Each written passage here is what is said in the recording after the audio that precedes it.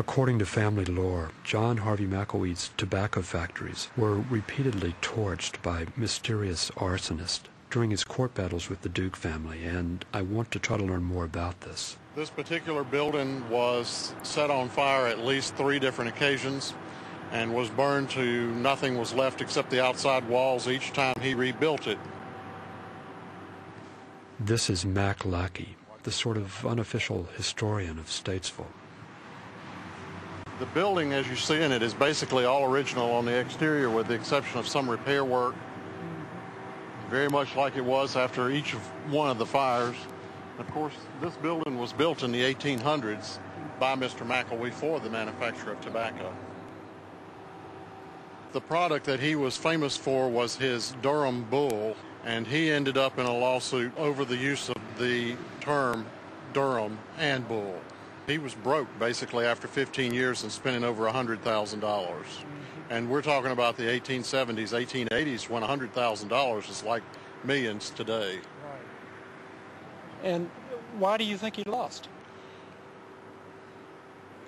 You know, he won many of the battles. He won many of the findings in court, only to have them overturned later in appeals. And we think that there were payoffs and stuff going on. And he always felt that there were things going on under the table and behind the scenes that he had no control over at all.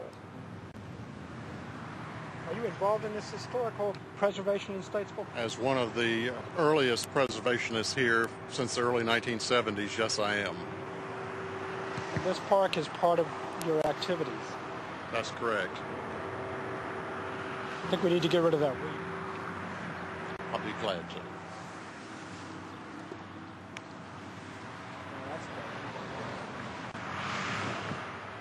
So there's actually a park, sort of a park, named after my great-grandfather. The park is even equipped with benches.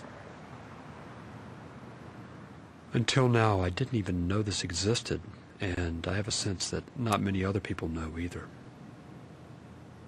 As it turns out, this factory building no longer belongs to anyone in my family.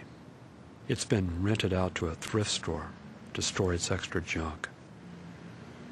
I guess I should feel grateful to Mr. Lackey for his preservationist efforts on behalf of my family, but what exactly is being preserved here? What's being passed down?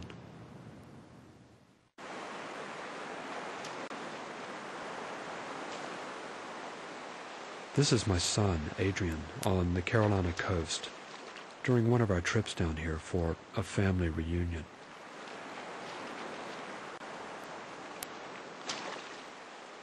My parents used to bring me here every summer when I was a boy. John, look this way. There's Adrian in the blue shirt with his cousins. Can you turn around? The event has always been thoroughly documented by my camera-crazed family, including my wife. Hey, Ross. Hi, Marilyn. Got a perfect picture of you. Good. Hey, Ross. Hey, Jack. Look this way. I always loved going to these reunions, and even after I settled in Boston, I continued to bring Adrian and Marilyn back down here every summer. John. But after my mother and father died, and as the years have gone by, I've found myself returning to North Carolina less often. My son seems very at home in New England, and I keep filming him as he grows older here, collecting more and more footage, as if the sheer weight of all of these accumulated images could somehow keep him from growing up so fast, slow the process down. But of course, filming doesn't slow anything down. Here's Adrian, age 12. When I return to Boston from my trip down south, I tell Adrian all about his great-great-grandfather and the loss of the family fortune and the discovery of the Hollywood movie, but he's only mildly interested.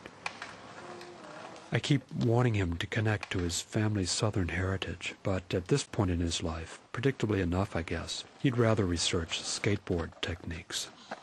I thought a lip slide was maybe when you like slide on the lip part, but he's not.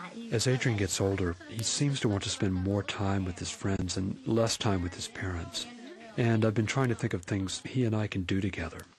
So I decide to take him to work with me. Carrie, how many days without cigarettes? Oh.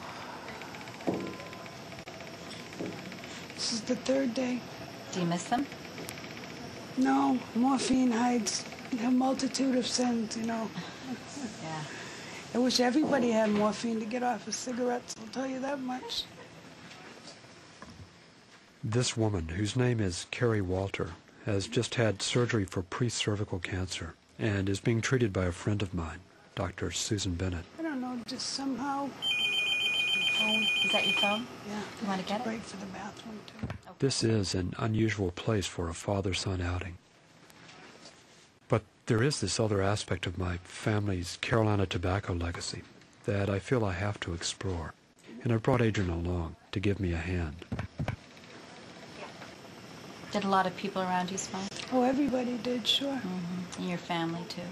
Yeah, at the time, my mom and dad both. Then my dad quit.